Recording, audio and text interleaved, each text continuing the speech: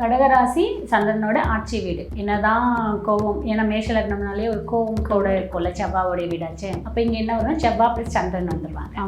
அப்போ நமக்கு கோவம் என்ன மாதிரி கோவம் வரும்னா முன்கோவம் தான் இருக்கும், தவிர பிடிவாத குணம் இருக்காது. ரொம்ப பொறுமை, ரொம்ப சைலண்ட்டு, ரொம்ப அமைதி, செய்யக்கூடிய ஒவ்வொரு வேலையும் அவ்வளோ தெளிவாக இருக்கும். அடுத்தவங்களை பற்றின சிந்தனையாகவே இருக்கும். அவங்க தன்னைத்தானே சிந்திச்சுக்க மாட்டாங்க. குடும்ப வாழ்க்கை மட்டும்தான் கொஞ்சம் அப்படியே ஸ்மூதனாக போகுமானா போகாது. ஏன்னா இவங்க எல்லாரையோடையும் திருப்தியும் எல்லாருக்கும் சந்தோஷம் பண்ணணும்னு பார்க்குறவங்க இவங்க சந்தோஷமாக இருக்காங்களான்னா அது ஒரு கொஷின் மார்க்.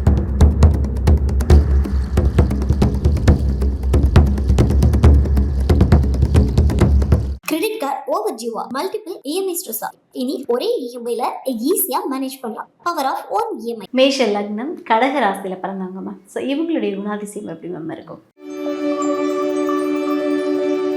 மேஷ லக்னம் கடக ராசி. அப்போது லக்னத்துலேருந்து 4ல் சந்திரன் இருப்பார். அப்படி இருந்தால் தான் கடகராசி வரும். கடகராசி சந்திரனோட ஆட்சி வீடு. அப்போது கொஞ்சம் ஒரு என்னதான் கோவம், ஏன்னா மேஷ லக்னம்னாலே ஒரு கோவம் கூட இருக்கும்ல, செவ்வாவோடைய வீடாச்சு. அப்போ இங்கே என்ன வரும்னா செவ்வாய் ப்ளஸ் சந்திரன் வந்துடுவாங்க. அப்போது நமக்கு கோவம் என்ன மாதிரி கோவம் வரும்னா முன்கோவம் தான் இருக்கும், தவிர பிடிவாத குணம் இருக்காது. சில செவ்வாவோட சூரியன் சேரும்போது பிடிவாத குணம் இருக்கும். ஆனால் செவ்வாவோட சந்திரன் சேரும்போது முன்கோவம் தான் இருக்கும், பிடிவாத குணம் இருக்கும். ரொம்ப அமைதியாக இருப்பாங்க. ரொம்ப அவங்க செய்யக்கூடிய ஒவ்வொரு செயலும் தெளிவாக இருக்கும். ரெண்டாவது, இந்த 4ஆம் வீட்டில் சந்திரன் இருக்கும்போது என்னென்னா சுகஸ்தானம் சொல்லக்கூடியதான் 4ஆம் இடம். இந்த 4ஆம் இடத்துல சந்திரன் இருக்கும்போது செவ்வாவும் சந்திரனும் கனெக்ட் ஆகும்போது இன்கேஸ் செவ்வாய் அங்கேயே இருந்துட்டாருன்னா நீச்ச செவ்வாய் வேறு போகிறார். இன்கேஸ் கடக வீட்லேயே செவ்வாய் அமர்ந்துட்டாருன்னு வச்சுக்கோங்க, அது நீச்ச செவ்வாய். இப்போ நீச்ச செவ்வாவாக இருக்கும்போது என்ன ஆகும்னா கோபம் இருந்தாலும் இது இருந்தாலும் ரொம்ப பொறுமை, ரொம்ப சைலண்ட்டு, ரொம்ப அமைதி, செய்யக்கூடிய ஒவ்வொரு வேலையும் அவ்வளோ தெளிவாக இருக்கும். அடுத்தவங்களை பற்றின சிந்தனையாகவே இருக்கும். அவங்க தன்னைத்தானே சிந்திச்சுக்க மாட்டாங்க. அவங்க வீட்டில் இருக்கக்கூடிய ஒவ்வொரு உறுப்பினர்களுக்கும் என்ன தேவை அறிந்து பண்ணுறது.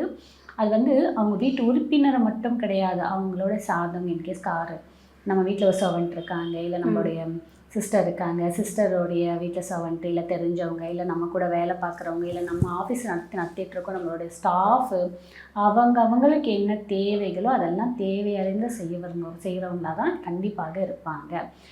இவங்களோட சுகத்தை பார்க்க மாட்டாங்க, அடுத்தவங்களோட சுகத்தை பார்க்கக்கூடிய தன்மையாக இருப்பாங்க. ஏன்னா 4ஆம் இடம்ன்றது தாய் ஸ்தானமும் கூட. ஓகே. இப்போ தாய்க்கு என்ன, தாய் என்றைக்குமே அவங்க எந்த எதிர்பார்ப்பும் பார்க்காம நம்மளுடைய பிள்ளைகளுக்கோ மற்றவங்களுக்கோ செய்யக்கூடிய உள்ளம் கொண்டவர்கள் தான் தாய். அப்போ அந்த இடத்துல சந்திரன் அமர்ந்து இருக்கும்போது என்ன நடக்கும் அப்படின்னு பார்த்தீங்கன்னா, கண்டிப்பாக இவங்க ஆணாக இருந்தாலும் சரி பெண்ணாக இருந்தாலும் சரி ஒரு பொறுமை, நிதானம், எல்லாருக்கும் எல்லாமே பகிர்ந்து கொடுக்கறது, எல்லாருக்குமே எல்லாமே உதவி பண்ணுறது, எல்லா விஷயமும் கரெக்டாக தெளிவாக செய்கிறது இருக்கும். அந்த மாதிரி மேஷ லக்னத்தில் பிறந்து கடக ராசியாக இருக்காங்க அப்படின்னு வச்சுக்கோங்க. அவங்ககிட்ட நம்பி நீங்கள் ஒரு விஷயத்தை கொடுத்தீங்கன்னா எந்த காரணத்தை கொண்டும் என்ன ஆச்சு நீங்கள் கேட்கவே வேணாம், அழகாக பர்ஃபெக்டாக முடிச்சு கொடுப்பாங்க. Okay, super. ஒரு பர்ஃபெக்ட் ஆன்சர் கடகராசிக்கிட்ட இருக்க போகுது. Okay ma'am. இப்போ கடகராசி மேஷ லக்னத்தில் ஒருத்தவங்க பிறந்திருக்காங்க அப்படின்னா இவங்க இந்த ஃபீல்டு சூஸ் பண்ணாங்க அப்படின்னா அவங்களோட கெரியர் நல்லா இருக்கும்பாருன்னா என்ன மாதிரியான ஃபீல்டெல்லாம் சூஸ் பண்ணலாம்? இவங்க எந்த மாதிரி சூஸ் பண்ணலான்னா, சந்திரன் நல்லா இருந்துட்டான்னா உணவு சார்ந்த விஷயத்தெல்லாம் அவங்க செய்யலாம். ஒரு ஹோட்டல் நடத்துகிறதோ, கேட்ரிங் வச்சுருக்கதோ, இல்லை கேட்ரிங்க்கு டீச்சராக போகிறதோ, இல்லை அப்படின்னு வச்சுக்கோங்களேன் ஏதாவது கேட்ரிங் ஆர்டர்ஸ் எடுத்து பண்ணுறதோ அந்த மாதிரி பண்ணலாம். அதுக்கப்புறம் அந்த ப்ரொவிஷன்ஸ் ஐட்டம்ஸ் எல்லாம் மளிகை கடையெல்லாம் இருக்குது பார்த்திங்கன்னா, அந்த மாதிரி வைக்கலாம். இல்லை கவர்மெண்ட்லேயே பார்க்கலாம் அப்படின்னா அந்த உணவு சார்ந்த விஷயத்தை படிச்சுட்டு பிஎஸ்சி பயோடெக்னாலஜி எல்லாம் இருக்குது பார்த்திங்கன்னா, அந்த மாதிரி படிக்கலாம்.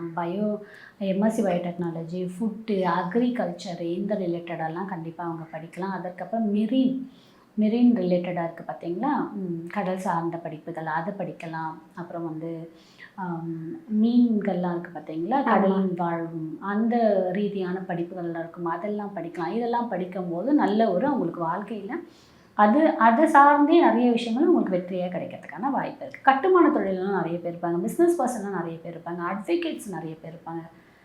மேஷ லக்னம், ஏன்னா மேஷம் செவ்வாய் இல்லை, யூனிஃபார்ம் சர்வீஸ் நான் சொன்னேன்ல, யூனிஃபார்ம் சர்வீஸ் இங்கே சந்திரன் வந்துடுறாரு. அப்போது அந்த ரிலேட்டடாக இருக்கக்கூடிய விஷயத்தையும் நான் பண்ணும்போது நல்ல சக்ஸஸ் கிடைக்கும். Okay, super. ஸோ இவங்களுடைய குடும்ப வாழ்க்கை மேம் எப்படி இருக்கும்? குடும்ப வாழ்க்கை மட்டும்தான் கொஞ்சம் நல்லா இருக்க மாதிரி இருக்கும். பட் ஆனால் அவங்க டே 1 ஸ்டார்ட் பண்ணது அவங்க டே 1ன்றது அவங்க மேரேஜ்க்கு அப்புறம், டே 1ன்றது மேரேஜ்க்கு அப்புறம். டே எண்டு 100 அந்த டே எண்டுன்னு சொல்கிறது வந்து அவங்களோட லைஃப் கால் முடிகிற வரைக்கும் தான் டே எண்டுன்னு சொல்கிறது. பட் அது வரைக்கும் அப்படியே ஸ்மூதனாக போகுமானா போகாது. ஏன்னா இவங்க எல்லாரையோடையும் திருப்தியும் எல்லாருக்கும் சந்தோஷம் பண்ணணும்னு பார்க்குறவங்க இவங்க சந்தோஷமாக இருக்காங்களான்னா அது ஒரு கொஷின் மார்க் தான். ஓகே. ஸோ அது கரெக்டாக பார்த்து அமைச்சிட்டாங்கன்னா சரியாக இருக்கும். இங்கே சங்க செவ்வாய் அங்கேயே இருந்துட்டாரு அப்படின்னு வச்சுங்கன்னா அது ஒரு பெண்ணோட ஜாதகமாக இருந்தாருன்னா கணவனால உங்களுக்கு பெருசாக சப்போர்ட் இருக்காது. ஏன்னா செவ்வான்றது ஒரு பெண்ணுக்கு கணவன். கடக வீட்டில் செவ்வாய் அங்கேயே இருந்துட்டாருன்னா நீச்சம். கணவனால பெருசாக எதுவும் இருக்காது. கணவன் வீட்டில் இருந்தாலும் ஒன்று உடல்நிலை பாதிச்சு இருப்பார், இல்லை கணவனால் சம்பாதிக்க முடியாத இடத்துல, இல்லை கணவன் வெளியூரில் இருக்க மாதிரி இருக்கும், இல்லை ஏதோ ஒரு ரீதியான இருக்கும், இல்லை இது ஒரே பெண் ஆண் ஜாதகமாக இருந்துச்சு அப்படின்னு வச்சுக்கோங்க. இன்கேஸ் அங்கே சுக்கிரன் இருந்துட்டாங்கன்னு வச்சுக்கோங்கன்னா கடகத்துக்கும் சுக்கிரனுக்கும் ஆகாது. கடக வீட்டில் சுக்கிரன் இருந்தாருன்னா வேலை செய்ய மாட்டார், பகை வீடு. அப்போ அந்த இடத்துல சுக்கிரன் இருந்தாலும் மனைவியாலே உங்களுக்கு ஒரு பெரிய சந்தோஷம், திருப்தி, மனைவியால் ஏற்படக்கூடிய நன்மைகள்லாம் பெருசாக வந்து கொஷின் மார்க்.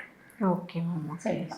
மேஷ லக்னம் கடக ராசியில் பிறந்திருக்காங்க அப்படின்னா அவங்க வாழ்நாள் முழுவதும் இந்த கடவுள் வழிபாடு எடுத்துக்கிட்டால் எந்த பிரச்சனை வந்தாலும் அவரே பார்த்துப்பாருன்னா எந்த கடவுள் வழிபாடு எடுத்துக்கலாம்? இவங்க கடக ராசியில் பிறந்துட்டாலே எந்த லக்னமாக இருந்தாலும் சரி கடலோரம் இருக்கக்கூடிய ஜீவ சமாதியை வழிபாடு பண்ணுங்க. ஏன்னா உங்களுக்கு மன ரீதியான போராட்டம் தான் இருக்கும், மன ரீதியான பிரச்சனை தான் இருக்கும். அதற்கு நமக்கு தீரும் ஜீவ சமாதி தான். ஓகே.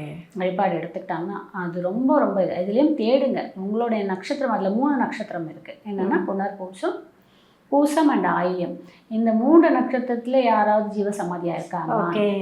ஓகே. நம்ம வள்ளலார் ஜீவ சமாதி பூச நட்சத்திரம், நம்ம வள்ளலார் பூச நட்சத்திரம் தான். அப்போ வள்ளலார் வழிபாடு எடுத்துக்கலாம்.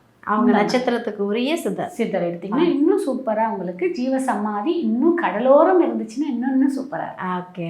நீங்கள் வழிபாடு எடுங்க, நல்ல ஒரு மாற்றம், உங்கள் மன அமைதி இருக்கும். அதே மாதிரி இந்த மேஷ லக்னம் இந்த கடக ராசியில் பிறந்தவங்க எப்போல்லாம் வாய்ப்பு கிடைக்குதோ, டைம் கிடைக்குதோ கடல் போய் பார்த்துட்டு வாங்க. ஒரு 5-10 நிமிஷம் இருந்துட்டு உங்கள் மன அமைதி கிடைக்கும். உங்களுக்கு ஒரு அடுத்தடுத்து ஒரு புது புது வாய்ப்புகள் கிடைக்கும். அந்த மாதிரி ஒரு நல்ல ஒரு ரிசல்ட் இருக்கும். எக்ஸ்ட்ரா டிப்ஸ் சொன்னாச்சு. ஓகே. சூப்பர். மேஷ லக்னம் கடகராசி என்பவர்களுக்கான ஒரு அற்புதமான விஷயங்களை கொடுத்துருக்கீங்க. Thank you so much. Thank you. Credit card over ஜீவா மல்டிபிள் இஎம்ஐ ஸ்ட்ரெஸ். இனி ஒரே இஎம்ஐல ஈஸியாக மேனேஜ் பண்ணலாம். Power of 1 EMI.